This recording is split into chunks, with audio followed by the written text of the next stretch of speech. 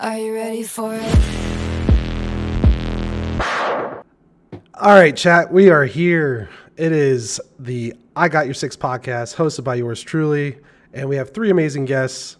We have EchosNation, Spec, and the amazing SugaNips. Today is part one of part two of Men's Mental Health Month, so it's a huge topic. I know it's a month where they're giving us recognition on a topic that should be talked about daily. So with that being said, we're going to go through so many different topics, questions, get chat involved, and just let it be known that you're not alone when it comes to mental health, when it comes to all different parameters, when it's self-love, PTSD, relationships, work, like you name it, you could put mental health behind it. So we're going to go around the horn, let everyone introduce themselves, the people in chat can get to know better, and then we're going to start getting into questions and topics and getting chat involved. So without further ado, Echoes, you're up first. Spec, you are so out of pocket, Jesus. I'm not out of pocket. Fucking corrupt is out of pocket. We're not even live 30 seconds. He's flirting in chat already. Fuck, you mean I'm out of pocket? Holy shit, we can't take nothing serious. Holy fuck, man. Anyways, I'm EchosNation. I've been streaming for about 3.5 years. I do a lot of music. Music is a way of life for me. So I've been playing music for a long time, but I also play games. But more importantly, I just like to bring a good vibe and give people a safe space that maybe are just not having a good day, or something bad's happening to them. Just try to give them a safe space where they can just be themselves and not be judged. So Love it. Love to hear it. Nips. Oh, me next? Okay. I'm SugaNips. I've been streaming for close to 4 years now. I am a huge advocate for mental health. Most of my platform is about mental health for both men and women. And I've also gone to school for a lot of psychology type situations, specialized in PTSD. So that's why I am partially here. No, you're fully here, not partially. Fully here. Well, I know some people are like, oh, a woman speaking on men's mental health, like I know that's a huge thing for some people, and we'll get into that. I mean, it works. Yes, we will. Spec, you're up next. I am old man Spec. I feel like I am the poster boy of a person who needs better mental health. That's why I'm here. Yeah. Well, I mean, what do you want me to do? I'm gonna admit that. I've been streaming for about 5 years. I think late 2018, 2019, something like that. Who cares? Yeah, it's been roller coasters, and I've been hit hard with the realm of the streaming world, which adds a lot more pressure onto your mental health. And I think that's why I've been doing this podcast with you, Billy. Hell yeah. So people can get that side of the spectrum, Exactly. And speaking of all that, that's why I felt honored, because, I put a post out before you went to Midwest Fest about this topic. Got the idea when I found out that June was being celebrated for Men's Mental Health Month. And we were at Midwest Fest. Spec was on the first episode of the new season. Echoes was at Midwest Fest, and Nips. And they all said it to me at Midwest Fest. Like, if you need someone, I'm there. And I'm like, sweet. I got my 3 chairs here for the first part. So this is part 1 of part 2. So we're going to have 3 new faces on part 2 in 2 weeks.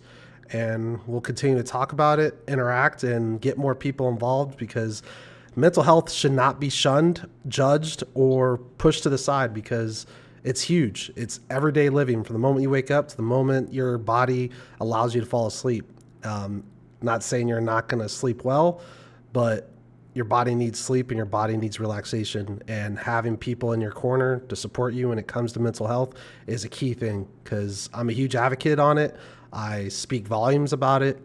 I'm not afraid to talk about anything, and I'm also a great listener, because all of us, I'm sure we've all experienced things in life that have changed for the best and for the worst, and we want people to know that you're never alone when going through this journey of life.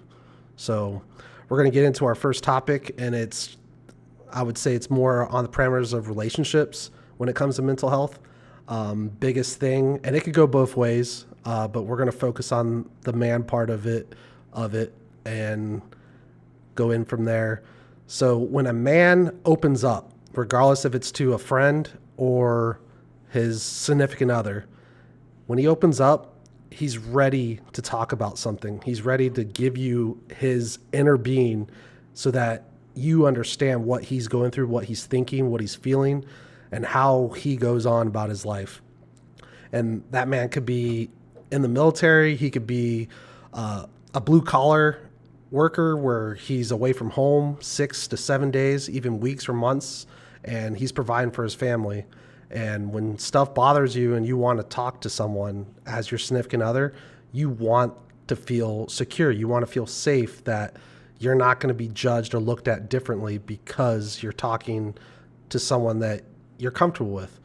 So, and the biggest thing is, because it's not every relationship's like this, but when a man opens up and weeks or months or whatever down the road, you take what he told you as a one-on-one conversation and use it against him or in front of people, you literally destroyed him, and he's going to be shut down for, it could be forever or it could be for a long time. Never, ever use something that someone told you with confidence against them. So we're going to go around and have everyone talk about this topic. If they have had experiences or know or seen from afar of things like this, this is what we're going to talk about first. So, Echoes? So I've definitely have been in my fair share of relationships where I felt that I wasn't able to open up, like talk about my feelings. I always felt it was very one-sided, where, I would be kind of what you would call like the punching bag, where, like, for example, in my last relationship, my other half would come home and she would be like super stressed out about work or something, and all of a sudden, like, it's like taking it out on me. Like, oh, like this happened and this happened and this happened. And it's like, well, when are you going to ask me about my day? Like, or what happened to me, or like how I'm feeling? So I've definitely struggled for a very long time being able to open up, not even just in relationships, but just to anybody. And yeah, it's tough. I feel like it needs to be, I feel like communication needs to be there where you both are able to like sit down and be able to talk to each other about what's going on without feeling like one is superior to the other, or like one person's problem is superior to the other. So that's kind of like my experience. Love it. Love to hear it. And exactly. Nips? How about we have the guys go first, and then I can That works. fill in from a female's perspective on the That's outside. That's perfect. I see where Echoes is coming from, right? 100%. I agree with Echoes. I think I want to say work history in relationships led me more to believe that when a man is ready to talk about things that he is not comfortable in talking about, some of those things are then later used against him, which you brought up earlier, right? Yes. But then what also happens is when a man is brutally honest, almost too honest to his counterpart, it is then labeled as toxic masculinity or narcissism when a man is telling the truth. So women don't want us to lie to them, but they don't want the complete truth at all. You know what I'm saying? And that's been my experiences.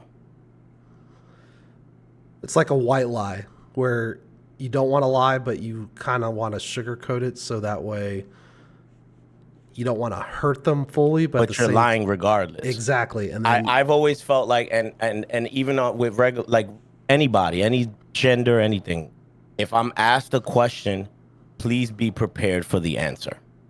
And I've always lived my life like that. So it's very difficult for me to be in a relationship with somebody who doesn't have that skin. Yep. because it's gonna come off across as you know, either verbal abuse or narcissism or some type of abusive standpoint from me. You know what I'm saying? Because I'm the one that's speaking the blunt truth, whether you can handle it or not. And I feel like that's where I go left at. You know what I'm saying? Because it's very hard for me to be dishonest. So maybe Nips could fill in on the receiving end of that. Like, where does the fork in the road lead to? Like, what happens when that happens? Like, why is that a mindset in the modern day woman today? You know what I'm saying? I get that. I definitely get that. So I've been that woman, you know, where it was what you said to me, I use against you later on. You know, I've been that person, and it definitely takes a strong individual, whether it's male or female, to be that bluntly honest and open and right. And I think for both men and women, for our own mental health, it is a matter of like, okay, I'm going to tell you this is how I'm feeling, and we need to realize, both male and female, this is what I'm feeling. This is what I'm understanding, and then taking it and being like, okay, now I'm going to reciprocate back to you. This is how I'm feeling about what you said, and going back and forth. And some people can't handle that, and it's really unfortunate. And unfortunately, those kinds of individuals, they need to be able to work on themselves. And as a female, for, you know, looking on into a man's perspective or of the situation, it's a lot of men are like, you know, you guys are told to, like, don't be weak in this scenario, right? Yep. Like, suck it up. Well, by history, we're not supposed to be weak, right? Right, exactly. And we, you know, we want this tough man that can just bear it all and grunt it all, but then it starts to wear.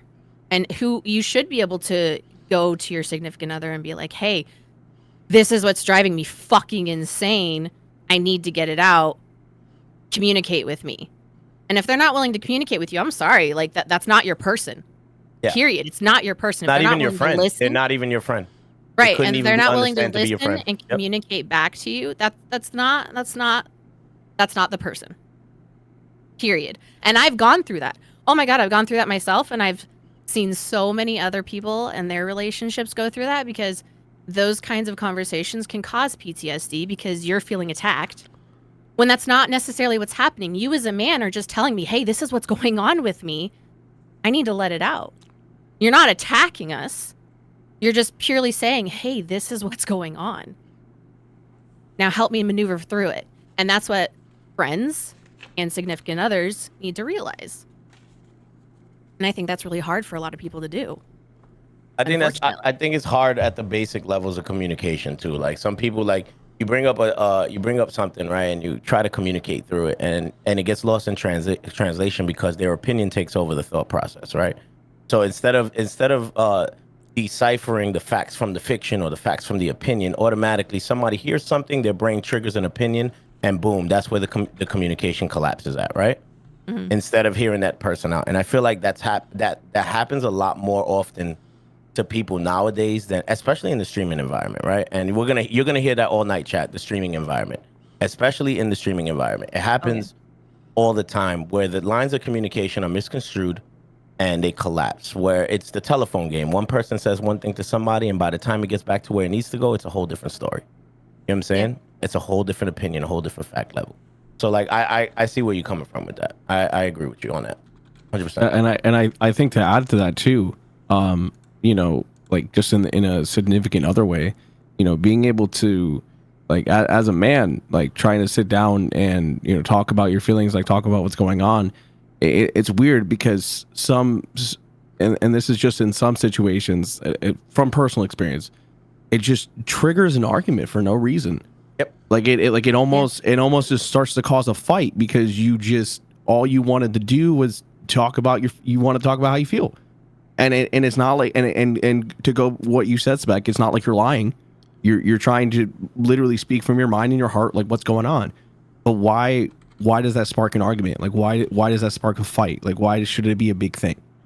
Why do I have to change my approach to comfort your feelings, mm-hmm. and to like solidify your communicational skills, right? It should just be, hey, this is what bothers me. I need you to hear this, intake it, digest it. I think a lot of people don't just stop and listen. Yeah. You know what I'm saying? They just don't stop and say, let me hear this out. This is what they're saying. Okay, I can see that. You know what I'm saying? Like, I think that's where that collapses right there. As soon as it comes out, it's like, no, immediately. You know what I'm saying? But it's like TikTok, right? You see one video of TikTok, you like it, and then holy shit, it's 3 hours later and you're down the wormhole, right? It's the same thing with like expressing a man expressing himself to a female. It's like it can lead, what Echoes just said, it could lead to like 700 arguments that should have been spoken about 30 days before, but since they weren't, we're down a wormhole of aggravation now, both of us now, because like you had things you held on to, obviously, right? And I just bringing up what I'm just going through. You know what I'm saying? Yeah. Yeah. And like right now in my current relationship, like I still struggle with a lot because again, I've been through those past experiences where I feel like I can't talk about it. So, you know, there's times that, you know, I sit there and like I'm thinking things like, you know, I'm definitely going through some things like mentally and whatnot that I want to talk about, but at the same time, like, you know, not that she would ever like fight me on it, because let me tell you, and this goes to Nips saying about finding her person. Like, I know right now that I could go to her and talk about anything, but at the same time, because of past experiences, there's still times when I sit there and I'm like, nah, I don't really want to talk about it. I feel like it's not that big of a deal, kind of thing, and I just kind of just let it go and let it go and let it go. And that's not fair to her. And it builds and it builds and it builds. Yeah. And that's to our fault, because I've done that too. That's to our fault. I've done that. It's countless times. Yeah. Billy, am I allowed to curse here? Of that. Yeah. Are you gonna edit out curses? Because I'll keep it lightweight. Yeah. No, I don't edit. No. I don't edit curse words. The fuck? So I can curse? Yeah. The fuck? That's like, God, yeah. Jesus, I've been No, well, waiting like for that. so, like significant otherwise, right? Like Echo, and Sass. Like there's so many times that I had, you know, I talked with Sass. I was like, hey, don't talk to me about it. You can talk to me about it to calm yourself down and gather yourself. But obviously there's clearly something going on and you just need to tell him you're here. Make sure he knows he's being seen, he's being heard, and you are here for every step of the way, no matter how long it takes. To that point, Nips, if you don't mind me chiming in here. Go for it. I know Sass as well, whom I think I got closer to in Midwest Fest. Didn't really know her like that beforehand. I can say that I said to her one thing, and this goes to Echoes because he's a good dude. Echoes is chasing an industry that is a brutal industry. It is going to punch you and it's going to beat you into the floor long before it pays off. You know what I'm saying? And I did tell Sass, I told her, and I know she'll remember the conversation. I told her, you need to be there for him regardless. If he's ready to talk or he's not, because at the end of the day, something's always going to be bothering him because of that industry. You know what I'm saying? So Echoes, my hat to you, first of all, because I know what it's like to chase music. You're young. You want to do it. You have the talent. I think you have the talent. And it's a rough one. Be ready for a fight because it's an uphill battle, bro. But at the end of the day, the more you're willing to open up and talk to your lady and let her be there for you, seriously, the better you're going to be off, bro. Yeah. Because you got a real one in your corner. I'll tell you that right now. 100%. You know what I'm saying? Yeah, I definitely saw that towards the end of Midwest I saw that. Fest. Like once I met her, I was like, oh shit, yeah, he's definitely got a real one in his corner. You know what I'm saying? Oh, I love that for you, dude. Me and Echoes had to go find her towards the end of Midwest Fest. It was she had a little fun. I feel like everybody had a little fun in Midwest Fest. You know what I'm saying, chat? Yeah.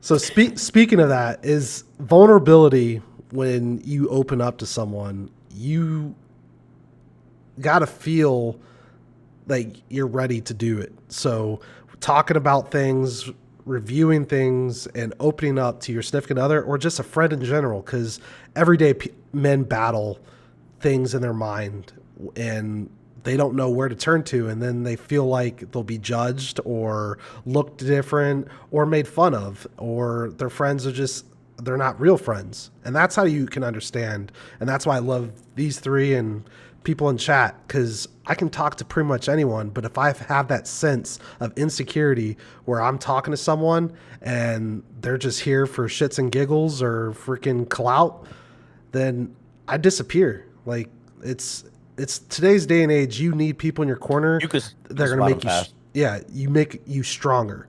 And if you don't feel strong with them in your corner and they just feel like a rat or someone that's just using you for other things that you probably don't know until later on, you don't need that type of this. You need positivity, not negativity.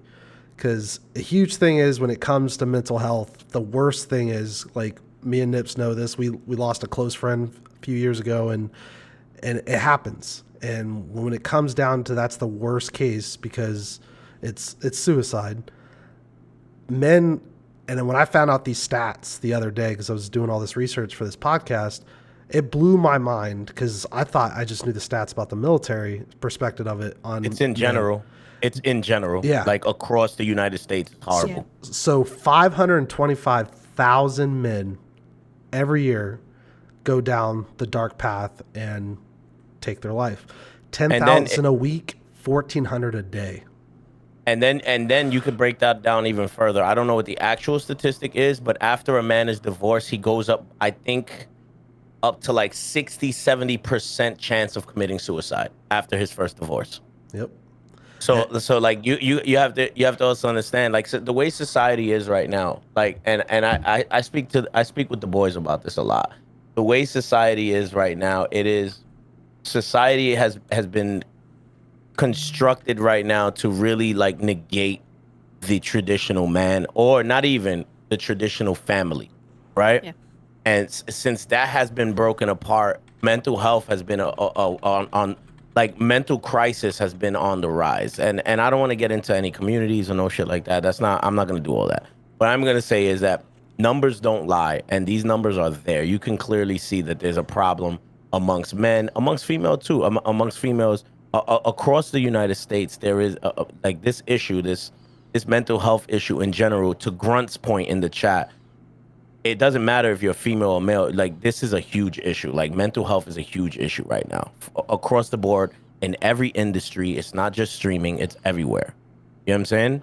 Yep. And I feel like these conversations need to be had amongst groups like us. We got 5-6 different communities. You know, we're in a social environment where any one thing can be said in this closed door and then repeated in that open room, and then spread around and cause an avalanche effect of problems amongst people who are genuinely trying to help each other get somewhere.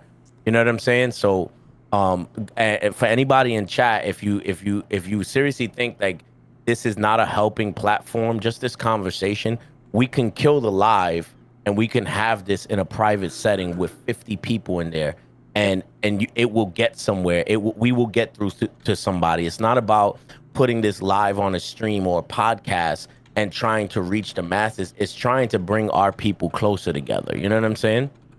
Exactly. I feel like that's something we do have to like message out there when you do these podcasts, Billy, because like I don't want people to look at this stream and see it as, oh, you know, this is something, like you said, the clout chasing or whatever. It's not. This is something you're really passionate about. You know what I'm saying?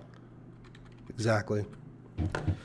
And a key thing when it comes, because we're going to say mental health 1,000 times, if not 1,000,000 times, just on this podcast alone. We should do a counter. That'd be great. Oh, that would have been dope. I'm not that tech savvy to have all that, but that would have been. I could have figured it out. We'll do it for the next one. Okay. Copy. We'll do for your next episode on this. We'll do it for that one. I got you. So everyone struggles, regardless, like we said. But the men's mental health aspect of it is when you don't know what people are going through, and then when you see them and you sit there and you just want to talk and have a conversation, and usually the first line is like, how are you doing? How are you doing? And it's always the key line where it says, I'm fine. But deep down, they're not fine. They're looking for that escape from being in the dark, because everyone battles their demons, regardless if it's through their dreams or through everyday work or just the stress when they have to come home, because not every household is going to be peaceful and bright and shiny rainbows. Like, you're going to have fights, you're going to have things that are not right, you're going to have adultery and all different aspects where it's going to cause crazy bad times in your mind where you don't want to go down that dark hallway and end it, because you have people that care for you. Because we understand and you're not ready to talk about it, but we have people. There's people out there, regardless if they're strangers that went to school with a degree, that will sit there and talk to you and give you avenues, or it's your close friends and family that will be there no matter what. So that way you don't go through this alone. It takes time. We're not expecting you to be all great the next day. Like, it takes time. And a lot of things is the Robin Williams effect. People could be all smiley, cheery, hit that live button, but deep down they're just showing you a mask, because you don't know what they're going through. And then you'll see social media or start They seeing show you a difference. mask because that's what society has made you believe you have to do. Exactly. So, and that's the thing, because you got to know you're not alone. And I'll say that until I'm blue in the face and my last breath on this earth. You're not alone. We are here for you. I'm sorry, Billy. Go ahead. No, you're good. You're good. Society what? Well, I was gonna say society. It's crazy. That's Nips. You just said that, right? Society. Yeah. So like, and this is the topic of this conversation is men's mental health. So I'm gonna stay along that line. But this could work in other avenues. So just hear me out here. Somebody said something in the chat that really fucking resonated with me. So I want to bring it up. Grunts. Shout out to Grunts. He's 2 for 2 tonight. I like this guy. Society has formulated an architecture where it's easier for a woman to bounce back from mistakes in life than it is for a man. Agree. Okay. And by mistakes, I don't mean, having a child out of wedlock. I'm just saying mistakes, poor choices, or unfortunate circumstances, such as having a child out of wedlock or having a child with somebody and separating. The way society is constructed, and I'm a perfect example of this. I'm a statistic as well.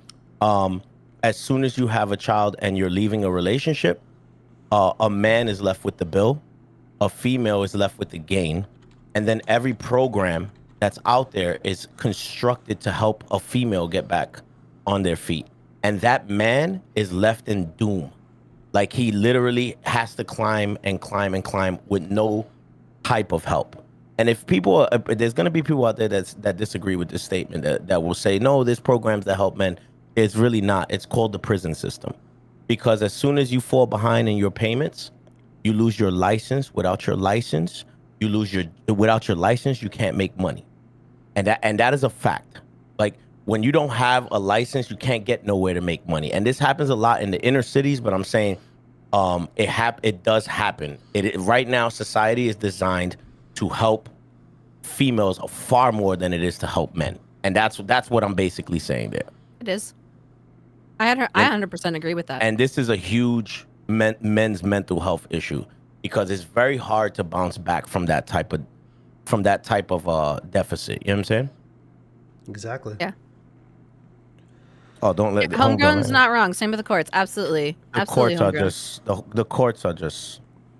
courts are hit or miss, bro. Like, nowadays you don't even know how it's gonna fall, bro. Like, seriously, with the courts, it could play for the man. It could play, like, right now in the courts.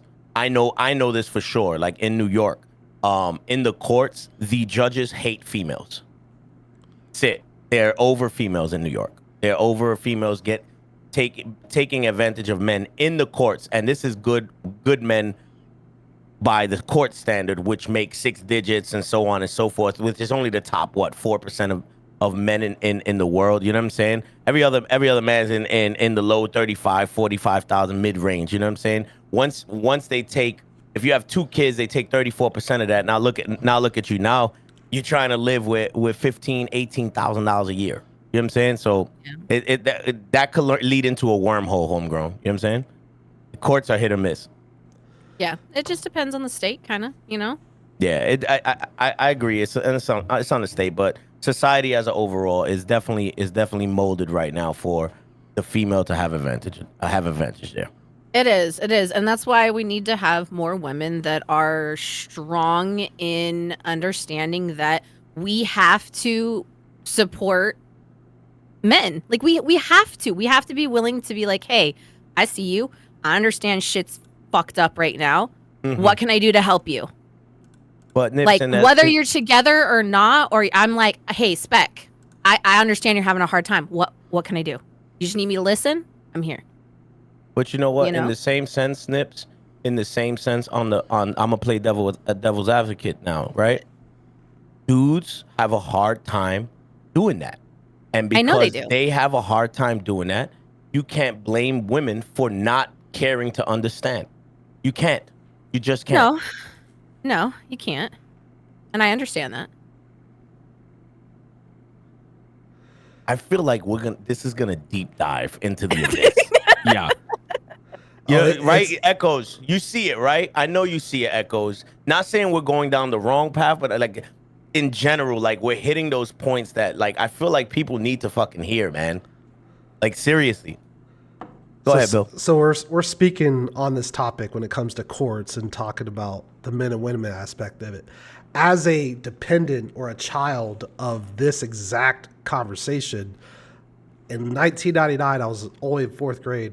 My biological father decided to wake up one day, call Children's Services, and have me and my 4 siblings taken to Children's Services and live in a children's home while my mom was deployed to Bosnia. Fast forward a little bit. So since then, since 1999, I never had an actual true father figure in my life, but I was the oldest son of 5 kids. So I took the aspect of, and my siblings always joke about it too, where I was the alpha male in the house. My mom remarried twice since then, and I never looked at my mom's new husbands as a father, but at the same time, respect the fact my mom was happy. And that's a key thing. She's happy now, and I live here close to her. But I always looked at it where I always look, watch, and observe from afar to see how people go through life and how they battle things in life, knowing that I don't have to go through that or do that to make sure I go on the right path. I grew up in an abusive household where our father beat me and my 2 brothers. So I understand what it comes to when it comes to the mental health of it, just as a kid and as an adult, watch from afar. Now, I get it. We can go talk Adrian Peterson and talk about physical and child discipline. There's a right way and there's a wrong way. But in today's day and age, everything's wrong according to the courts. So, and it is a touchy subject. Some people get defensive, some people support it, but at the same time, it puts a toll on you when you got to go every day knowing that the shit you went through and you're still here pushing through and being an advocate about it, it speaks volumes. It really does.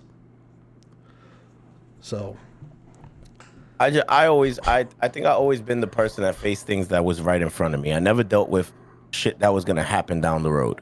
You know what I'm saying? I never dealt with consequences. That was my biggest flaw in life. You know what, Spec? We're going to do this. Oh, yeah, Steven, that's what we're going to do? Yeah, we're going to do it. You know what's going to happen? Nope, don't give a fuck. That's how I used to deal with life. I dealt with what was in front of me, not what was coming.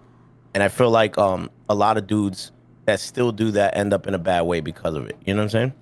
And that's another key thing. You always look at life in front of you as a windshield. It's always bigger than your rearview mirror because that's what's behind you.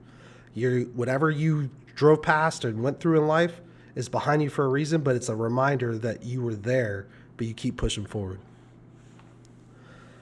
And back to the divorce thing, like with my father and everything, I went through a divorce. I was active duty, and it was probably the start of my PTSD going through and then getting medically separated a couple years later.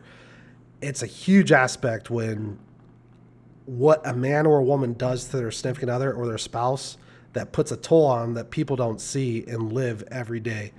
Like, I was in a dark spot. I didn't give a fuck about anything in life except my job and myself. I didn't date. I didn't care for feelings. I was the beginning of when I got my name Billy Badass. Got back from 2 deployments, just got my freaking manhood all sewn back up from my last deployment before we getting separated from the military. I gave no fucks. And then I became a cop. And yeah, so great You're things. a cop? Yeah, I was a CHP. I was a California Highway Patrolman. Another cop I'm around. Jesus. I need to get a new lawyer.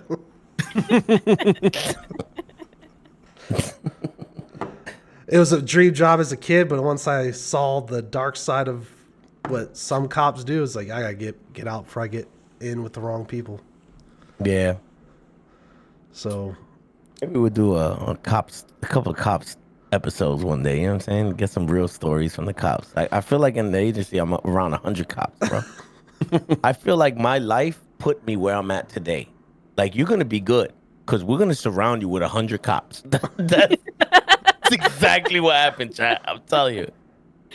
oh, it's like Midwest Fest where Spec sees everyone in person for the first time and then sees like, you a big motherfucker. I'm so tiny, bro, compared to everybody. I'm a little dude. Yo, Echo, I felt tiny everywhere I went, bro. Like, but like, you know, good people though. You meet good people, and that's what makes you want to do shit like this. Like I told Billy, I was like, yo, I'm down. If you got space, I'm down.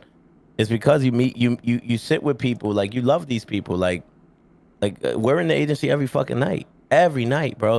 It has become a process. It's like a brothel comms one. It's so weird. You know what I'm saying? That it's full every night and we're together. And then you go to Midwest Fest and you put people that you know that you only seen on stream and you put them in one room together or one space together. And it's like, holy shit, like you really care about these people. You know what I'm saying? I looked at Midwest Fest as a reset button, like where everyday life outside the streaming world, where you're not behind camera and people aren't seeing you, and going to Midwest Fest, relaxing, unwinding, having a good time, and just being around your people was like a reset button, and it was needed for everyone. Yeah, I think I agree with that 1,000%. Everyone needed Midwest Fest. Whoever went to Midwest Fest needed it. We needed it. Like from a social standpoint, from a friendship standpoint, relationship wise, everybody needed to put things in perspective with people, to see them in their face and see what they really were about. And this was what happened to me at Midwest Fest 2023 when I seen all you guys for the first time. You know what I'm saying? So Yep. This year just solidified it that much. I'm glad I seen new faces there, like Nips, Echoes. Who else did I see there? Double Dose. Well, I seen Double Dose last year, but you know he's cute, so you know I want to see him twice. You know what I'm saying? Like we came in, like we had at least 40, 50 people this year compared to like the 20 something we had last year. So it was, Oh my god, we had so many people, bro. I think for me, I think one of the biggest highlights, and I think something that was like proof to me that there's a lot of people that are behind me in my corner, is when, you know, we had to randomly last minute change a music video shoot to somebody's backyard. And here you got 40, 50 people showing up to some random guy's house in their backyard. And they're like, we're here. What do you need us to do? You know, that was an eye-opening moment for me. I'm glad you brought that up because I think I left a sour taste in a lot of people's mouth by not showing up, and I'll address it publicly because I know a lot of people who were there are there.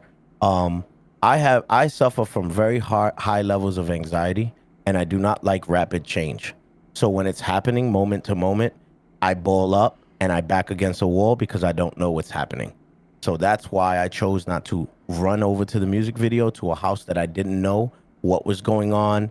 It is not the type of movements that I move. So I know if anybody felt upset that I wasn't there, that doesn't mean I don't love Echoes. That doesn't mean I don't support Echoes. We got very drunk afterwards and almost got into a bar fight. So we're good. You know what I'm saying, chat? For me at the end of the day, like it was very tough to very quickly change on the fly like that. And I know there were people that I definitely wanted there, but at the end of the day, I never once wanted to blame anybody that wasn't there, you know, because it's very tough to, you know, show up to some random person's house without without any kind of plan or anything like that, you know, and it was such a I mean, it was a stressful time for me, because, you know, I'm a kind of person that, like, okay, I've had this plan now for weeks, months, and it was like I was ready to do it, and then suddenly in 15, 20 minutes I had to turn around and be like, all right, now what are we gonna do? There's no plan B. I ain't gonna lie. I didn't know whose house it was, and I'm brown, chat. You know what I'm saying? You know what I'm saying? You just don't show up to somebody's house and you brown. That's all I'm gonna say. Hey, if you would have showed up to that house, you would have walked out and be like, I would have been all right. am I back in New York? Oh, you would have been fine. You would have been fine. All right. Well, you know. Because the area, I got out of the car. Am I and I back was in New like, York? Oh, it's I one was of those like- houses. yeah, I was like, I would have felt right at home then. Maybe I should have went. Jesus, I fucked up. I mean, I'm sorry, to be fair, I told John to get drinks, and John's like, yeah, I'll go get drinks, and then he comes with these like tiny little beer bottles, and I was like, all right, I guess. Can't be worse than Don. Don goes, don't worry, I ordered pizza for everybody, and he ordered 3 mini pizzas because he was so drunk.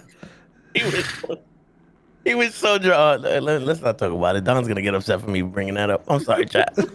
No, but it was people like John. Like I literally turned around and I'm literally sitting there pacing in the parking lot, and John walked up to me and literally was like, "Hey, look at me. Like, what do you need? Screw everything else." He's like, "What do you need from me?" And I had like a bunch of people saying the same thing. What do you need from me? And like it made the whole experience a little less stressful. Not to say I still wasn't stressed, because that was terrible. But like, you know, adapt. oh, you could see It wasn't terrible though. No. Echo. No, it wasn't. It worked out in the end, but It wasn't. in It the worked out moment in the end. it was definitely a lot in the moment. Yeah. it was a hell of a time, and that's reassuring and showing that you have people in your corner that will literally jump through hoops, run in front of a bullet, or just be there in general when shit hits the fan. And that's the people you need. Echoes didn't know what was going to happen, but we showed up. And as a family, we're all a family, including Spec and everything that went down. We're all a family because we're all together. We still spend countless times, regardless of all the BS that happened at Midwest Fest. We ain't gonna talk about that. That's another podcast. But it was a great time, and that reset button, everyone needed it, and it's just that great feeling knowing that you have a security blanket, not wrapped around in a soft room, but that security blanket make you feel good, because that's what we're here for. Huge W's. So can we hit on the aspect of the anxiety portion of things? Because Sure. I know a lot of you guys, and yes, I mean men, have a lot of anxiety issues, and you're not willing to admit it. We do. And because I like Stacks, I'm sorry, I love you. I'm calling you out. Stacks. Wow. Stacks didn't want to come to Midwest Fest, right? And I'm glad he did.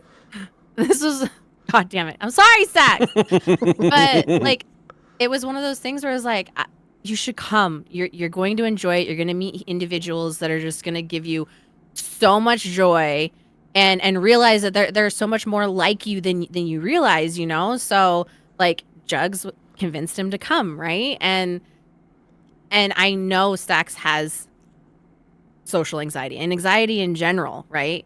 And I didn't know, Spec, I didn't know you had issues like that where like if things rapidly change. I didn't know that. Yeah, I didn't have a normal life. I grew up doing stupid shit, so I grew up looking over my shoulder half of my life. So I know you. everywhere I go, I'm looking over my shoulder. I don't walk into a room and see how many beautiful people I'm meeting. I walk into a room and I see how many exits there are. Right. I see, you know what I'm saying? So like, for certain people, it's different. Like the way they read a room is different. I read a room completely different. So I totally get, and I could see it in Stacks. Like Stacks, I'm throwing you on blast too. I could see it in Stacks. Stacks, I feel like me and Stacks grew up very similarly.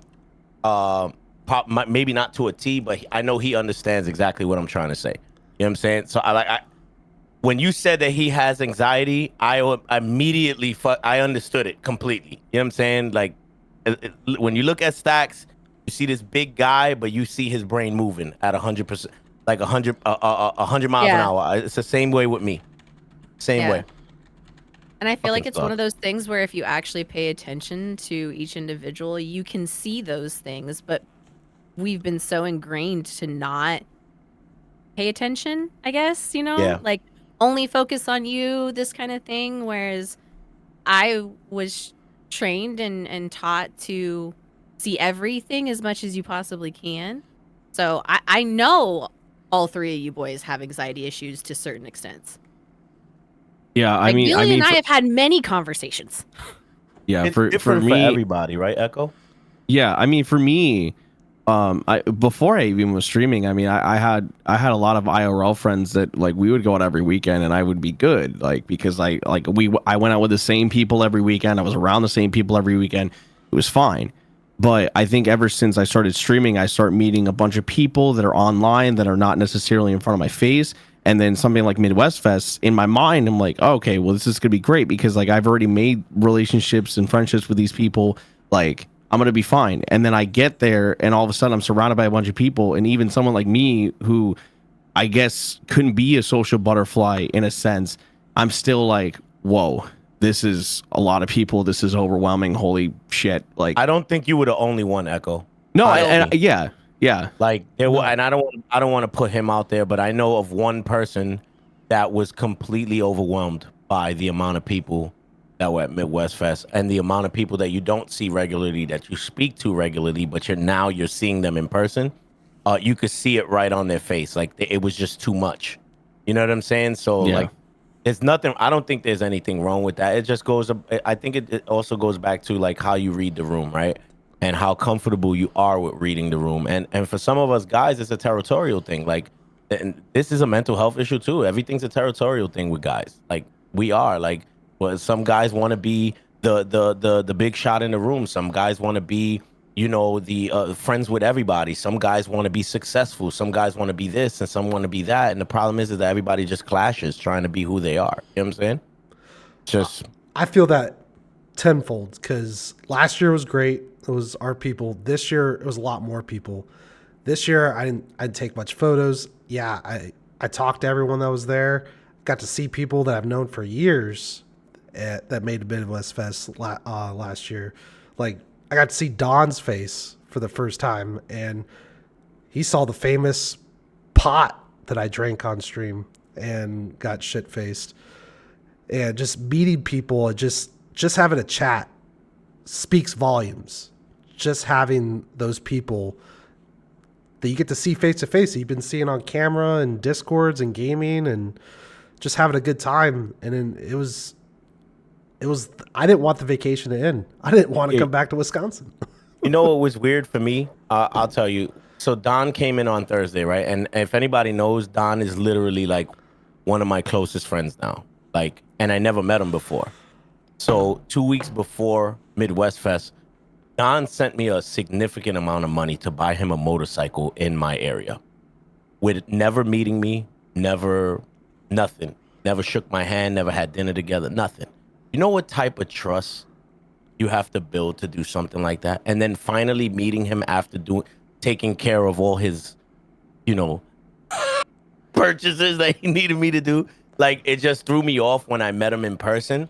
I was expecting a smaller dude, and he was like fucking a ginormous person. So I was scared a little bit. I was like, if I have to hit him, holy shit, I have to hit him with something solid, like a brick or, a pan or something like that. And he's like a big teddy bear, but like, for me, it weirded me out that somebody gave me that much trust before even shaking my hand. You know what I'm saying? And like a lot of you at Midwest Fest, like, you guys don't know how closer we are. I may not say it, but like we're a lot closer now than we will ever be because we sat down, we had food together, we chilled, we shook each other's hand, and so on and so forth. You know what I'm saying? I mean, It's just weird when you meet him, right? If we So want to talk weird. about big guys, we want to talk about Corrupt and his almost 7 foot. The man drives around a golf cart, bro. Like, Listen, it's like a whole golf cart. You know what I'm saying? With night. Corrupt might be 7 feet, but that man is like what I would call a gentle giant. But will also knock out a motherfucker real quick. Tater Tater gave him a lap dance on the golf cart. Oh, I know. Did Oh, you I see know. it? Oh my god. Jeez.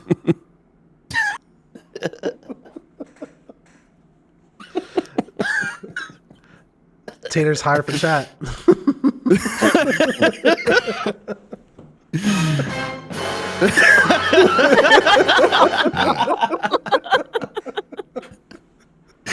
I'm so sorry, Billy. I didn't mean to take us off course. No, you're good. Tater's still trying to figure out what the hell's going on. You know what you did. Stop lying. He's gonna text me now. You prick. I thought we weren't gonna bring that up. Oh man. Oh, way too many good memories. What else you got? What else So- you got for us? We'll all each go around, either pick a topic or pick a moment that you hold true to yourself, hold dear to you, that helps you fight or stay strong when it comes to mental health. It can be anything. It could be something as a person, as a hobby, something. I'll go last. All right. Yeah, if she go first, I'm still over. Echo's going through his notepad. He's like, Nah, my mental time. notepad. I'm like, So I grew up in a very abusive house. I was bullied a lot. So in turn, I didn't know how to, because I spent a lot of time with my dad, and my dad was not a very mentally stable individual at all growing up. He was mentally and physically abusive. So when I was 18, I attempted to kill myself. And a best friend of mine found me and stopped it. And had shown me how amazing life can be if you just open yourself up to individuals, to have that communication and be willing to give yourself a chance. And after she saved my life, she died the very next day. And I made her a promise I would never do it again. So that right there showed me that life is too short and that I will always advocate for my own mental health and everyone else's mental health, because I have lost 28 friends to suicide. 28. So I try very hard to make sure that people know that they are seen, they are heard, and that they are loved, no matter what.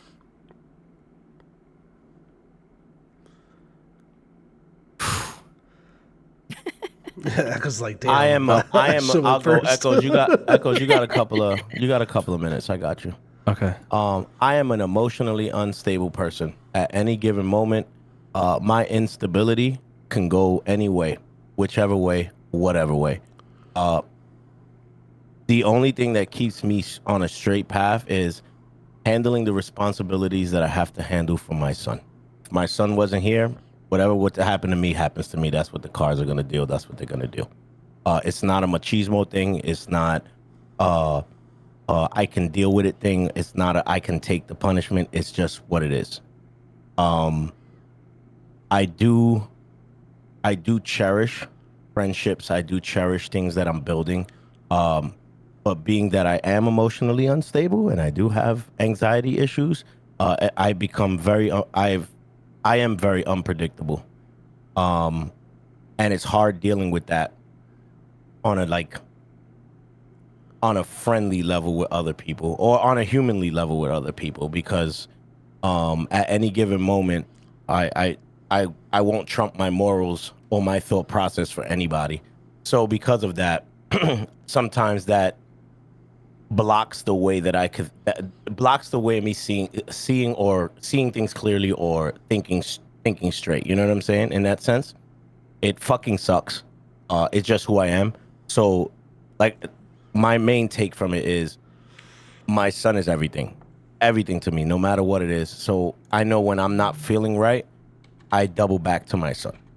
And usually it's an immediate pick me up. He's really all I have. You know what I'm saying? Most people don't know my story right now, or my situation, because I keep my private life. And I'm a strong believer in that. I keep my private life off of my stream.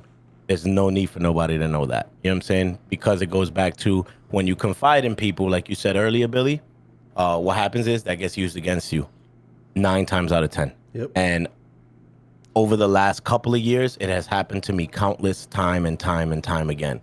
So to safeguard myself from that type of punishment, I just keep my private life private, and that's what it is, you know? There's nothing wrong with that. And there's nothing wrong. To me, there's nothing wrong with that. But I do know where my faults are. I know what flaws I have. And I work hard every day to try to be a better person, even if it's 1% better or a portion of a percent better. Whether it's learning something new or letting somebody teach me something new or how to see something differently. You know what I'm saying? It's rough. It's a struggle, and it's always going to be a struggle. So I can't sit here and say I'm always a clear-minded person. I'm definitely not, you know? And it kind of fucking sucks because like some people will interact with me and they'll get Steven one day and then they'll get full-blown Spec the next. And it's just like, holy shit, what the fuck are we dealing with here? You know what I'm saying? So it's a struggle, bro, and it's gonna be like that for the rest of my life. And I think I'm been doing a better job over the last couple of years. Hell Well, and yeah. I think that's because you've fully recognized that. It's when somebody doesn't recognize that they can't improve on it, you know? Yeah, I agree. It's just improving. Like to me, the improving is at a snail's pace. Snail's pace is still improvement. Yeah, I agree. I agree with you. Yep. As long as you're moving forward, you're going in the direction. So Me too, Don. All right.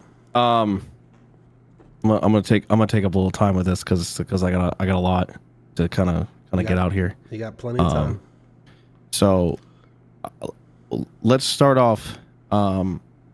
So growing up in school, I was definitely the kid that always got bullied, always got thrown in lockers, always got thrown downstairs, abused, used, all that whatnot. And so, like, I have a brother, but a lot of people don't know I have a brother because I don't talk about him. And the reason for that is because growing up, when all of this was happening in school, I came home and I tried to, confide in my brother. I saw my brother as someone that, was going to protect me, was someone who was going to be there for me and help me fight these battles. But instead, I came home and he was like every other kid at school. He was bullying me. He was abusing me. Like I felt like, and I think this is kind of back to what I was saying earlier about feeling so afraid to open up a lot of the times. And I think this just didn't come from a relationship. I think it just came from everything. And so when I was in middle school, my cousin, who I became very close with, was someone who introduced me into gaming, playing Halo and all this whatnot. He committed suicide when I was in middle school. And then my best friend growing up the year after was in a car crash with someone who was very suicidal. And he passed away. And I think I always just, I never really knew who to turn to because I didn't have a ton of friends in growing up. I didn't have a ton of friends in school. I always felt like kind of just this outcast kid. And this is why I talk about music being such a huge thing to me. Music 100% saved my life. If I didn't have music, I don't know that I would be here right now. And a lot of the times when, I do music and I write music, people are, they joke around calling me Titanic Boy, saying like, oh, all you do is sad music and all you write about is sad things. But for me, when I when I'm writing music, it's me trying to tell my story and trying to talk about the things that I've gone through without kind of coming forth through them. I feel that music is a way for me to be able to talk about these things, because I feel like in a way there's not a lot of people I can talk to about it. So that's why music is a huge thing for me. A few years ago, I was in a really dark place. I had just gotten out of a relationship, and I was just in a really bad place mentally. I put myself into therapy for the first time. I brought myself to a psychologist and put myself on medicine for the first time. And it only turned me into a darker person. When I tried to get off of the medicine because I just felt like it wasn't doing anything, it turned me into a way worse person.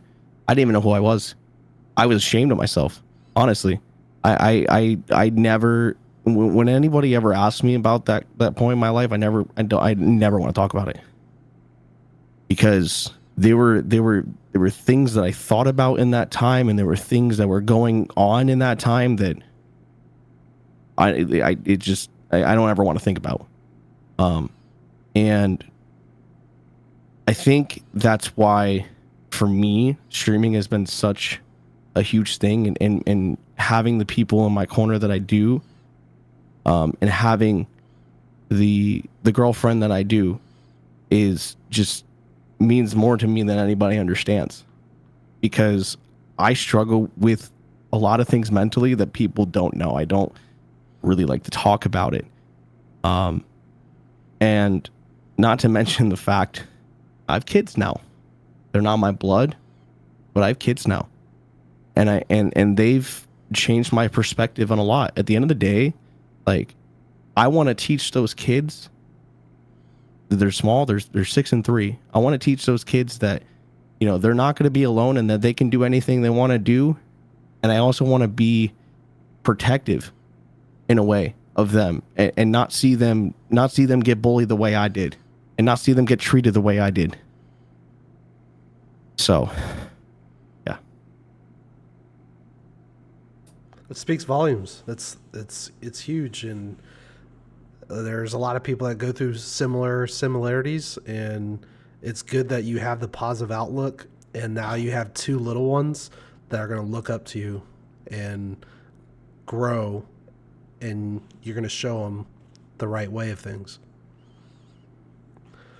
So the biggest thing for me, why I got into mental health and being an advocate and being a part of some big organizations before I even started streaming, within a week span in March of 2016, I lost 2 best friends, and March 10th was probably the worst day, besides this past January losing my brother, where one was suicide and another one was in combat. And it was also, I have a goddaughter that I don't think many people even know. And it's usually, I stay in touch from time to time, but it's always the day, March 10th, I'll get a FaceTime phone call. And it's been better. It's been 8 years now, but there was rough days in the past where if I saw her on camera or on a video, I would see my best friend's face because they look identical. She's about to be 9 years old now, and we were like the 3 Musketeers. Like, we had each other's backs. One was going through a divorce and life was falling apart, but we kept him standing and made sure to check on him. And one thing led to another, and he disappeared on us and found out the worst news possible. And that's one of the worst things. Like Nip said, she's lost 28, and I don't even want to count the amount of friends and family members I know that I've lost to suicide. But life is too short, and you got to know that you got to live each life, live each day like it's going to be your last. And I'm not saying doing crazy shit. I'm just saying that be excited for tomorrow, be grateful for yesterday, and enjoy your present time, because you don't know what's going to happen. You don't know what you're going to face and what you're going to deal with every day. And it's good to know, do you have people? Because it's amazing feeling knowing that you have a family, a camaraderie of people that from all different aspects of life, from good, bad, evil, growing up with abusive households or alcoholism or shit that bothered you, and you get to sit there and show the light to people that you went through the same things. And that's why I enjoyed doing a podcast and thought this was a great idea, to be the voice and get other avenues of approach of having other people having a voice as well. So that way people that watch this, if it's not live here on Kick, it'll be on the YouTube channel where people can type up mental health and watch videos on how people interact and go through everyday life of mental health. So I appreciate everyone here in chat watching, and I appreciate these three amazing people I consider family here talking about all different touchy subjects, great subjects, and even good memories. So it's a huge W, and it's awesome. I just want to say I have been on my best behavior today. Yeah, You have. I'm so proud of you. Okay. I just want everybody to know that. It's because he ate right before this. I did. I had to eat. Somebody get Spec a cookie. But I want to make it very clear, and I guess this is all me, guys. This has nothing to do. This next view and opinion is solely Specs and only Specs. It's not Billy's. It's not Echoes. It's not Nips. I am not a huge advocate for mental health, in general. I believe that people who need the mental health help, should seek actual therapy, from professionals who are trained in therapy, not streamers who say they are trained in therapy. Mm-hmm. I don't care who gets offended by that. I have a whole ass for you to kiss with 2 ass cheeks. And I mean that wholeheartedly, because the human brain is not something to toy with. At any given moment, you can do something that will trigger an event that you cannot go back from when you play with people's brains. So I mean this from the bottom of my heart. If you are not a trained therapist, if you're not trained in therapy, I don't care if you have a master's in psychology, if you are not trained to treat people, do not treat them. Don't attempt it. Don't try to mimic it. You will get somebody hurt. It is very easy for somebody to grab a gun and blow their head off, take a couple of pills, cut their wrists, whatever it is. All it takes is for you to say the wrong thing at the wrong time with the wrong motive behind it, and you can get somebody seriously hurt. So please do not play around with this topic. I mean that. So, and just to add on that little Spec, I always tell people, and I think I can speak for a lot of us, not just in this call, but just streamers in general. I'm always a person that says, I'm here to listen. Mm-hmm. I'm always here to listen, because at the end of the day, when it comes to mental health, one of the biggest things is just to listen. You don't have to all have all the right answers, because as you said, we're not trained professionals. We don't know how to treat someone, but the best thing we can do is just be able to listen, because sometimes that's just what people need. Maybe that helps. Yeah. So yeah, I agree with but you. at the end of the day, understand that if you go to someone and you want to talk about what you're going through, do not go in with the expectation that they are going to have all the answers for you, Yes. or that they are going to be able to help you. Because as you're coming, like, for example, if someone's coming to me, what if I'm going through something, but I'm giving you the opportunity for yourself to come to me and me just to listen, but I'm also not in the best mental state. But if someone comes to me and tries to seek all the answers, I'm going to be like, listen, I'm going through my own stuff, but I'm here to listen. That's all I can do. So don't have the expectation that if you go to someone, they're going to automatically be able to help you or have all the answers, because that is the wrong mindset to go into that stuff with. Yep. I agree, Echo.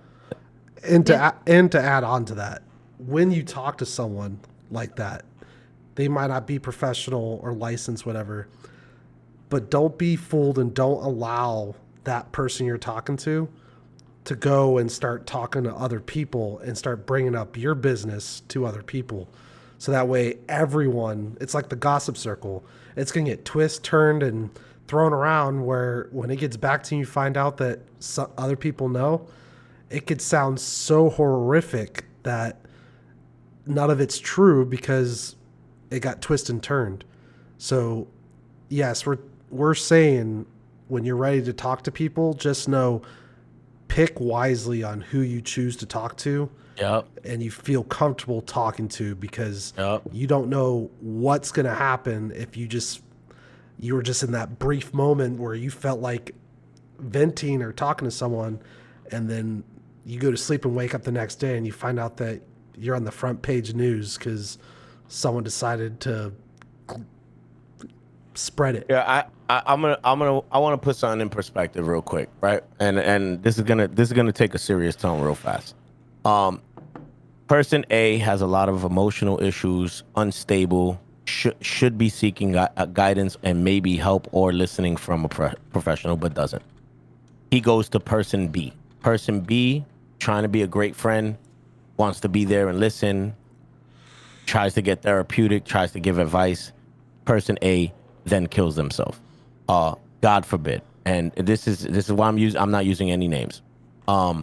Now you are launched into an investigation because you had this conversation through Discord. You had this conversation through a phone call. Things could get real ugly for everybody real fast. So know who you're talking to, like Billy said. Know who you're talking to. Be sure you can trust those people 1,000%, because you know what will make somebody flip their top before they flip their top on their own? Them confiding in you, and then you taking what they confided in you with and taking it somewhere else, and that gets back to them. That will trigger somebody a hell of a lot faster than their own problems. And you'd be surprised how many people trigger like that. Yep. And I think that kind of goes back to the whole thing that we started with this was confiding in people, and people struggling to be able to do that is for that exact reason, because you do try to confide in someone that you believe that you can trust, and that you feel like, okay, I can talk to them about anything that's going on and it's going to be fine.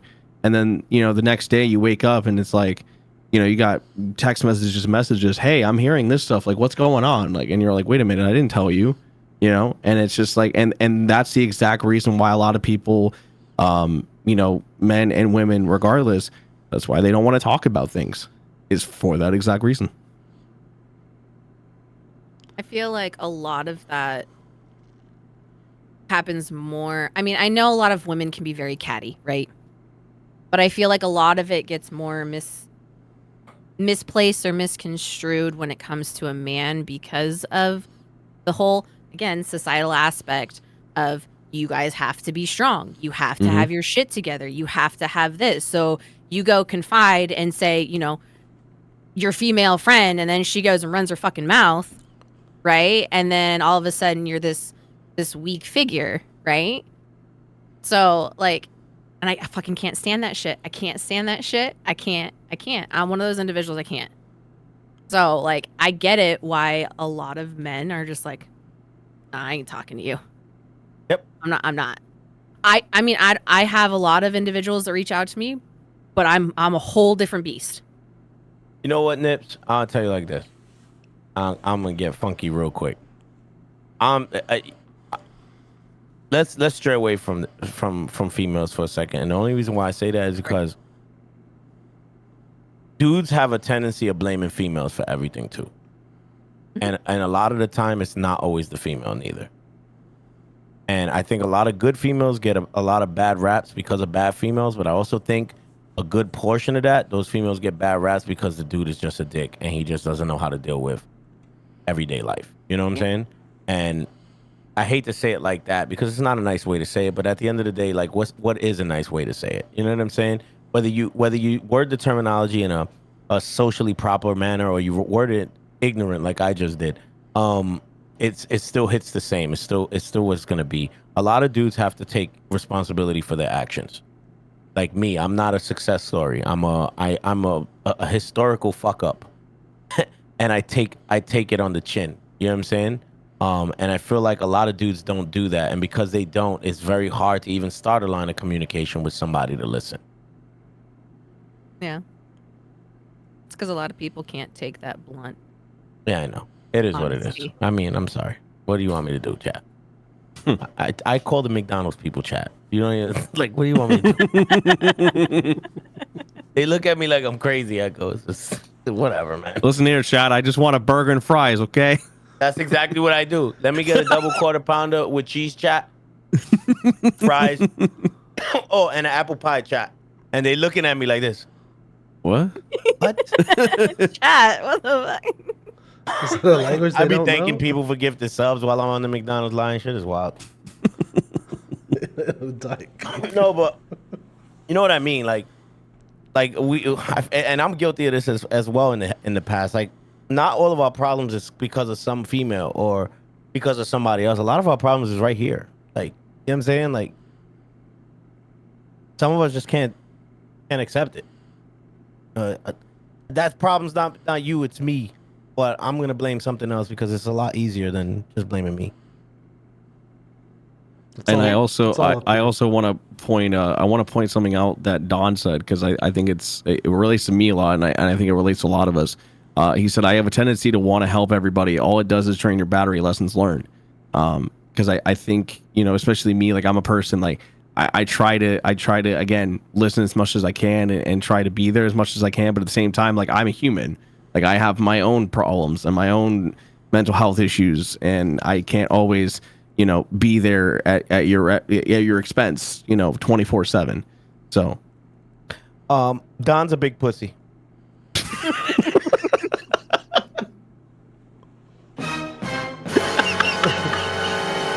I said it. You know why? I fight with Don all the time, and this is gonna get personal real quick. He's gonna text me now and curse me out. I'm gonna tell you why. Don has a fucking heart of gold. It's like this. It's a massive heart. Don doesn't understand that sometimes, and Don, I'm telling you this friend to friend, sometimes the world is going to burn around you and you're not going to be able to put out every fire. I hate to say it. You're not going to be able to save everybody. You're not going to be able to be there for everybody. You're not going to be able to move mountains to cover the sun for somebody who's allergic to light. You know what I'm saying? You're not going to be able to do none of that. It's just, you have to learn, Don, that sometimes you got to wash your hands and walk away. And everybody should learn this lesson. Like, if you learn anything from me, sometimes you have to learn to wipe your hands clean, walk away, reset. And if you can come back to it, then you come back to it with a clear head and a different thought process. But sometimes if you try to fight an uphill battle with what you have at hand, you will lose and it will hurt.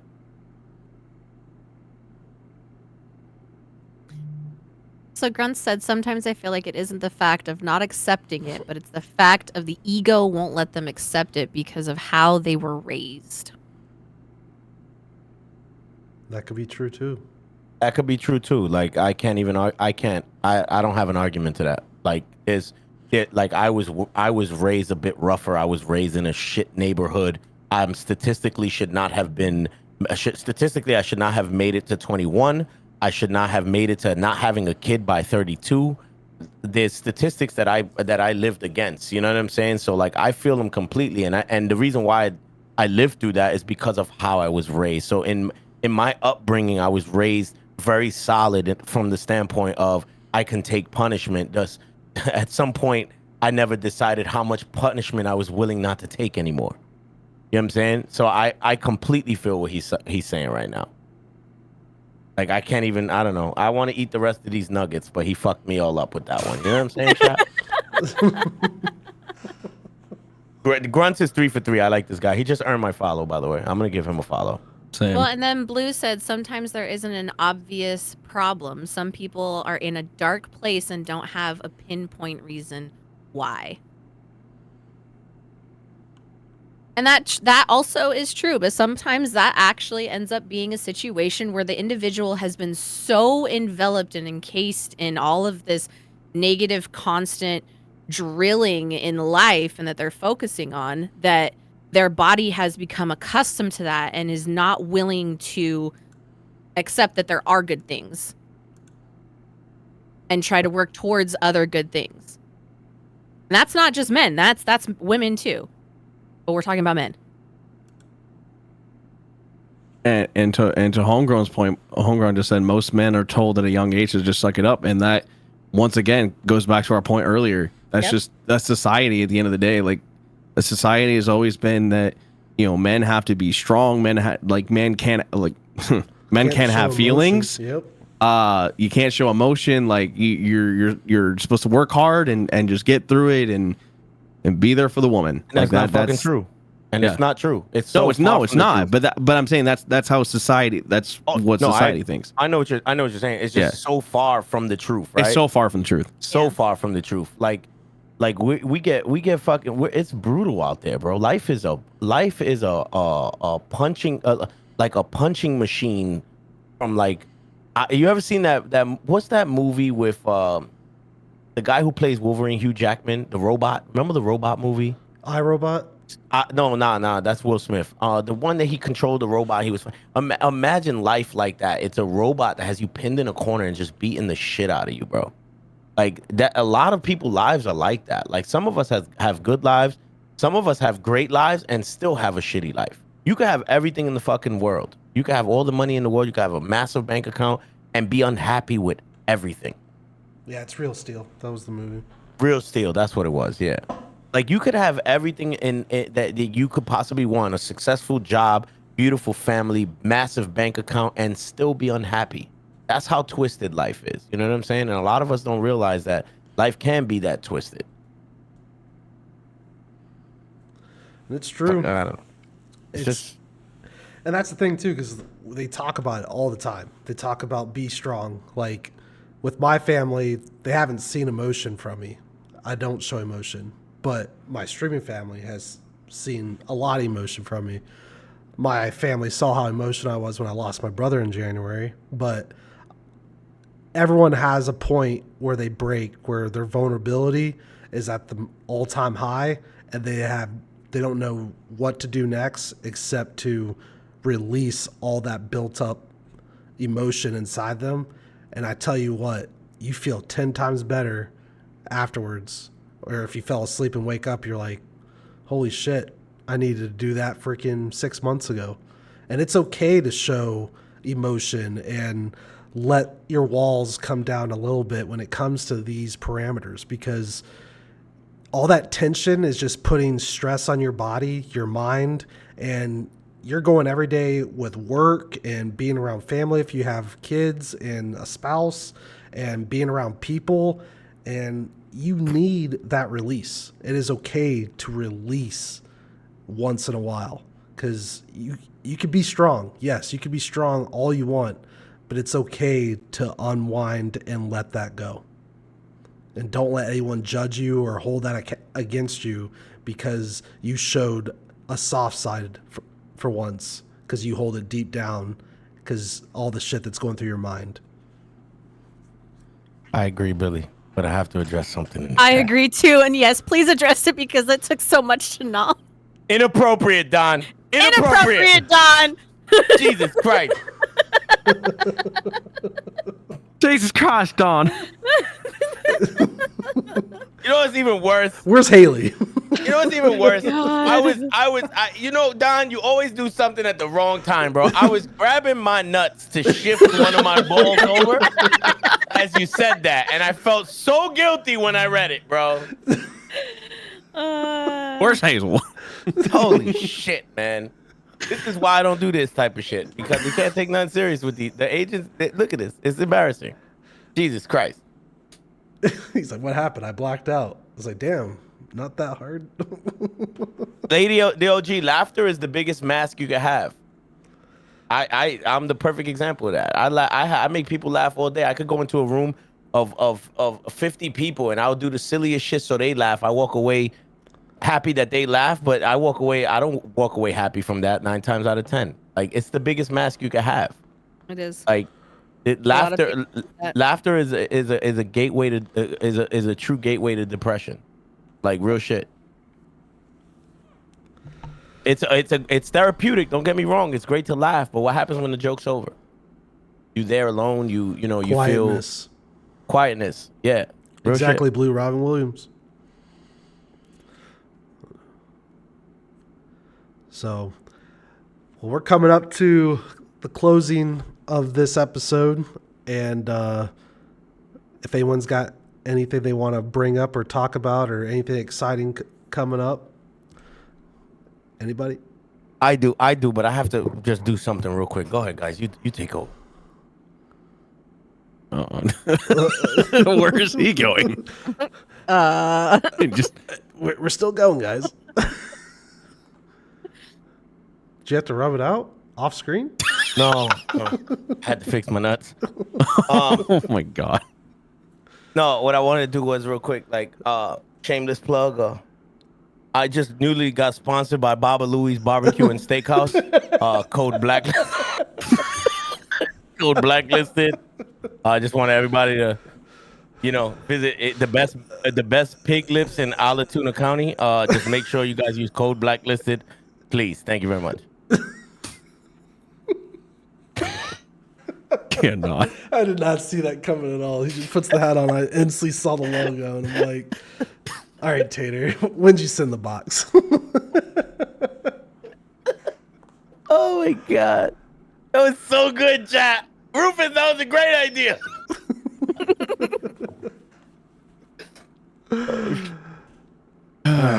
You three amazing people got anything else you guys want to share?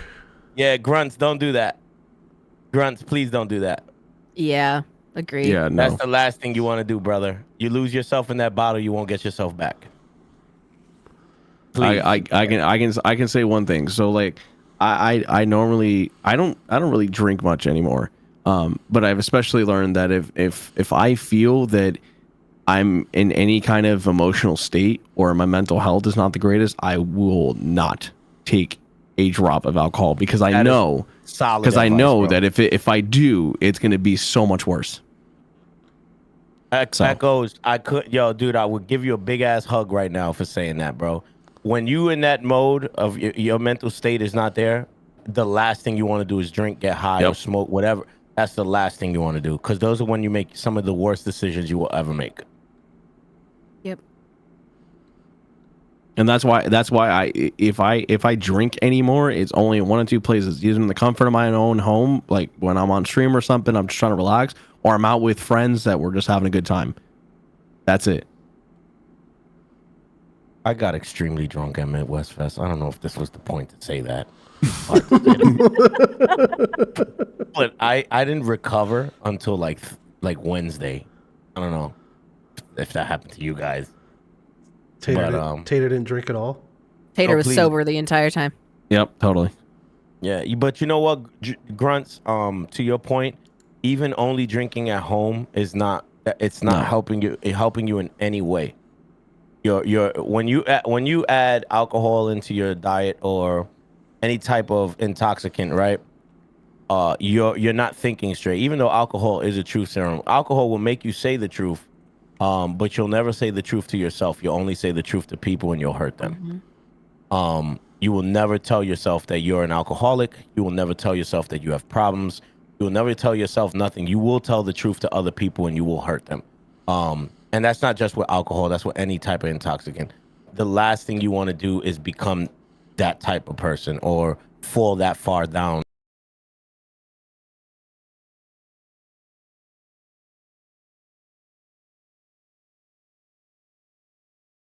For many, many people, I feel like if you ever need somebody to talk to and that bottle's there, put the shit down and just hit one of us up. You know what I'm saying? And if we can't talk to you, we'll put you in the right direction.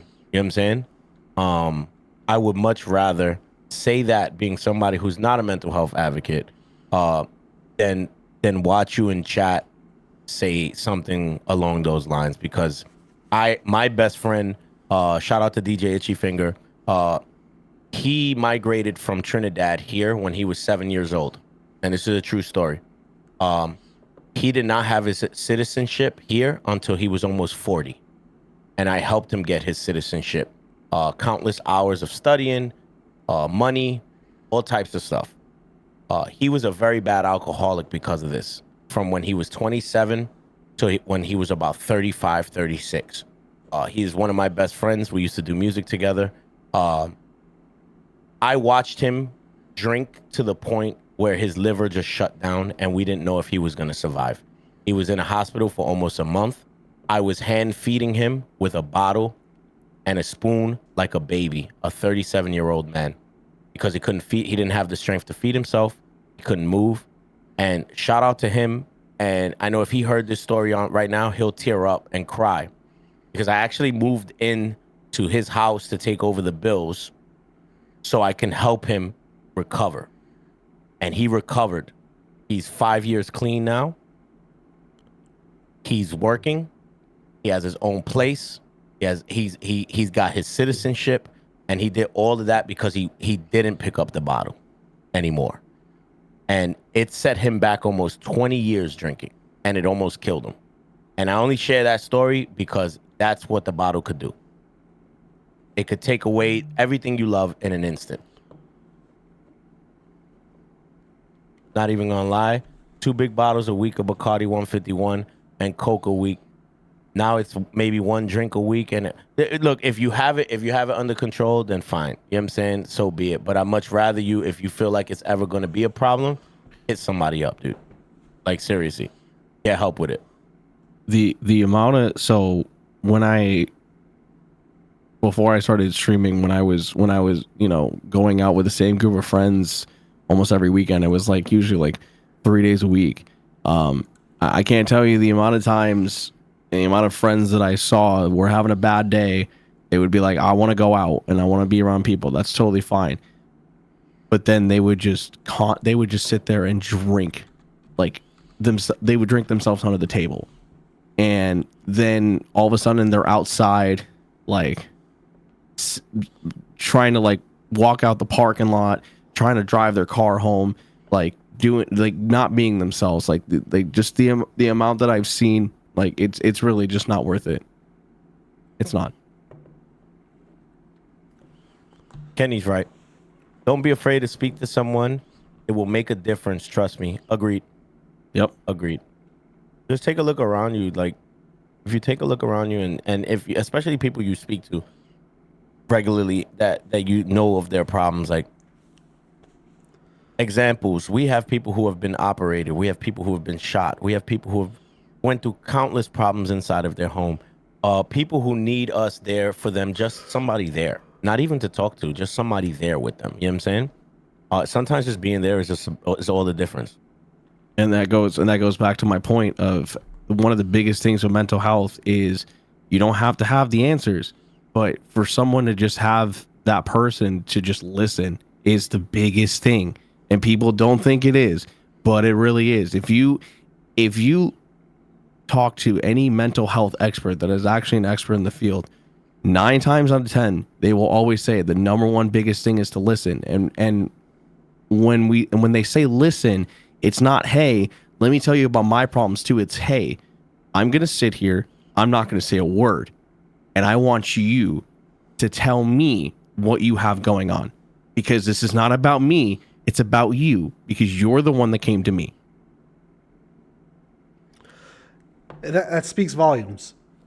It's happened to me in the past where I was either streaming or I was doing something and I dropped everything I was doing because someone reached out to me and wanted to talk.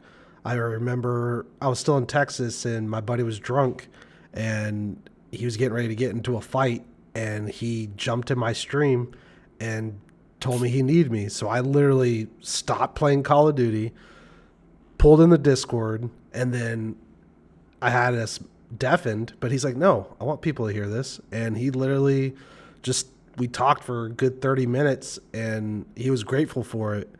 And what I'm saying with saying all this is it doesn't matter. Like, there's people like myself, Nips, Spec, Echoes. If you want to talk to someone, reach out, and have other people that you want to reach out to if you can't get to them. A lot of people have lives. A lot of people are busy. myself, I live alone. I work and I'm most time in Discord. You reach out to me 9 times out of 10, you'll get me. And it doesn't matter what I'm doing. I will stop and give you all the time you need until you feel better or at least still here with us for tomorrow. I could tell you there's been countless times where I reached out to Nips and Nips was handling a conversation where somebody needed her. I at least 4 or 5 times where it's happened, right? Guys, if you reach out to me, I'm always gonna tell you I can listen, I could be there for you, but I can't give you advice. I'm still trying to figure out my shit. But I can tell you that in my Discord, and I hate to plug my Discord, Billy, but I'm gonna plug it anyway. A lot of people who hang out in my Discord in Comms One. Yep. You may leave with herpes, but you will leave having a good time. It will make you feel better.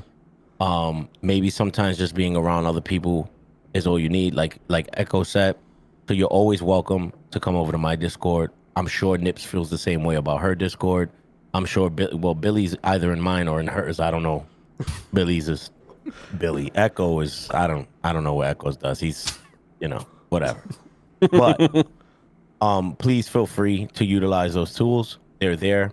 If you need to reach out to us directly, or if you need to reach out to me, I can't speak for them directly. Anybody who's a mod in my Discord can get a hold of me. They all have my number. Whatever it is that we can help you with, we will. I will speak for myself when I say I will only go but so far, because I'm still a work in progress. You know what I'm saying? But please feel free to use my Discord if you need a friend or if you just need somebody to hang out with. They're always hanging out in Comms One. You don't ever have to ask. Just put yourself in there. Other people are going to show up. I'm telling you right now. Honestly, I think we're all in a work in progress. Though at the end of the day, yeah. Yeah. I think every day we're all working on ourselves, trying to make ourselves better. Yeah. But again, it's very important to also have people around you that are willing to not only like fight their own battles, but also at least listen to what you have going on, and if they can help. Otherwise, at least just be able to listen. Yeah. Exactly. Billy, thank you so much for having me, bro. Appreciate it. Of course, brother. I'm glad you came up to me and wanted to be on here. Same thing with Echoes, and of course, the amazing SugaNips. So, well, and even somebody like me, right? I have a background in therapy and counseling and stuff like that. I will I will only go so far. Yeah.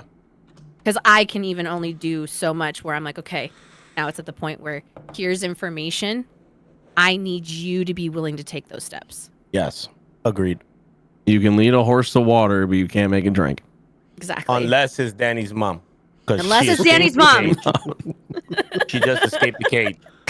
Oh my god. Sheriff, bring her back. Don't worry about it, chat. poor Danny's mom. I guarantee you, anybody like going back and watching this that has no idea that the whole inside joke of Danny's mom is gonna be like, what is he talking about? You know what's worse is that Danny's totally on board with the joke. You know what I'm saying? Like, he'll text me, no lie. He'll text me and be like, yo, you should probably try this one. This one will be mad funny. Okay, Danny, I'm going to try this one for you. And it'll be mad funny. Like, between me and him, it's funny, right? He posted that picture in your Discord where it showed like a Dr. Seuss book and it said, on the way to go run a train on your mom. Yeah. I was like, God. Did you see my response, though? I posted a Twitter post. If you read the whole post, at the bottom, it says, only on Kick Streaming, hydrated by Danny's mom. No, but that's how me and Danny are. But like, all jokes aside, guys, yo, Billy, thank you for real, bro. Of course. Yeah. Appreciate all you guys being here. Echoes, thank you. It's a pleasure. Yes. This is my first time rocking with Echoes on the stream. Holy shit. Yeah, I know, right? Yeah, I don't go to Nips' stream too often because they only play, search and destroy. You know what I'm saying? They play multiplayer. I don't know. Hey, Tater played with us last night. He did. Tater's a big pussy. Okay. That's pussy on Kick, apparently. Tater's a big pussy. Did he play multiplayer with you guys last night? He did. What a twat. Spec too good for S&D? Are you crazy? I suck in S&D. It's horrible. I'm so bad at that shit. I feel like chat, yeah, that's right. So Well, this is a good way to end the podcast. Pussy. Really good. YouTube. Hey, YouTube. For you guys out there in YouTube land, you learned a new word today. So closing statements, the guests always get to choose who we send the raid over to. So I'm gonna let you guys decide on who we're gonna send it to as I close this out with the amazing group we have here and the amazing people in chat that I call family. A lot of new faces, a lot of familiar faces that are family, and excited for part 2 here in 2 weeks. So perfect time, perfect everything. Like, I can speak volumes on how everything goes when it comes to just speaking about a topic, and that's why I do this. I get excited about every time I'm finding a new topic or a new idea, because I do this podcast for mental health. No matter what topic you come to me with, it is based around mental health, because mental health is an everyday thing. Because mental health is not always bad. It could be good as well, but the bad is always brighter than the good, because that's what is seen. That's what's shown on everyday life when it comes to social media.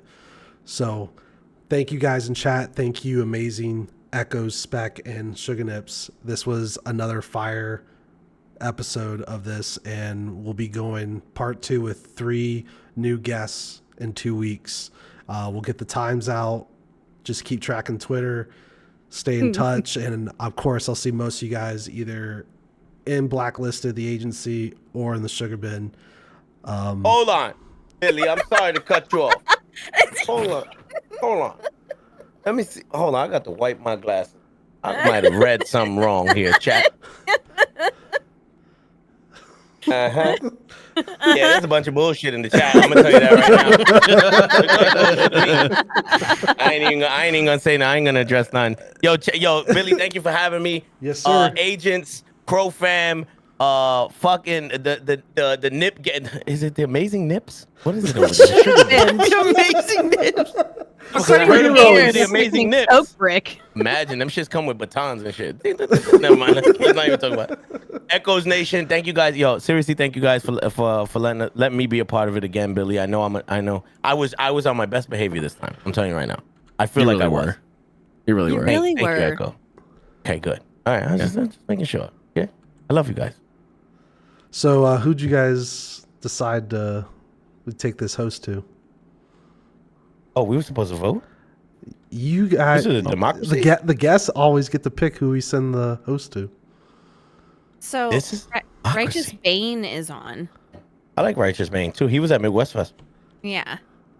Let me Illa is also on. Philadelphia's on? I don't Yes. see Philadelphia. Oh shit, he is on. Oh, Yeah, he's Ella is on. Oh, he just popped up on mine. Yep. He's wearing his You kick got- shirt. Look at him. yes, you guys Jesus get Christ. to choose who we send the love to. I don't want to send it to Illa because of the way he's wearing his hat right now. Oh, And okay. it's annoying the shit out of me. Okay. We should rate Righteous Rufus. Bane has just, come back to streaming, and I was- will was second Bane. I I'm will here for it. third Bane. I love Illadelph, but I would like to show some love to somebody coming, like returning. I agree. Yeah, absolutely. All right, type his name in chat so I can copy it. I listen to Spec, so I have no tabs up or anything like that. I'm doing everything through OBS. See what I'm saying, chat? Somebody that pays attention in the school of the agency. All you other motherfuckers getting banned. Sorry. Sorry, chat. I shouldn't have cursed. I'm learning. This is his name right here, Billy. Righteous Bane. Tater calls him Rashonda. I don't know where he gets Rashonda from. Righteous. Shonda. Nice. Whatever. All right, guys. All I ask is just throw a bunch of emotes, show Bane some love. Appreciate everyone that was here. The amazing EchosNation, Spec, and SugaNips. This has been a hell of a episode. I will see you guys again on the I Got Your 6 podcast in 2 weeks. Remember, you matter, mental health matters, and I love you. So go show some love, and yeah, see you guys next time. Hopefully it worked. I was on my best behavior, chat. Yes, you were. Hope you guys have fun. Yo, Billy, you getting better, Billy. Yeah, you are. You getting way better. That was very well constructed. Very well done, sir. Thank you. Did it work? Hey, thanks for allowing a female to talk about men's mental health. We should ban Don from the chat in the future, though. Oh, don't tell me. Are you guys still watching? I wasn't. Spec, I also wasn't going to point out the entire time. I went over to Bang. Your shirt says boast and hose. I was not going to point that out, but I love it. That's why I showed it earlier. I was like, yeah. Boats and hose. What do you want me to do, chat? Oh. No, seriously, Billy, thank you. So if it went over there, I can click stop. Because I did the same last when I watched the YouTube of me and Spec last time. Tater came in and I'm like, sitting there, I was like, hey, did it go over there? And then I finally ended. I have to edit that out. Don't worry.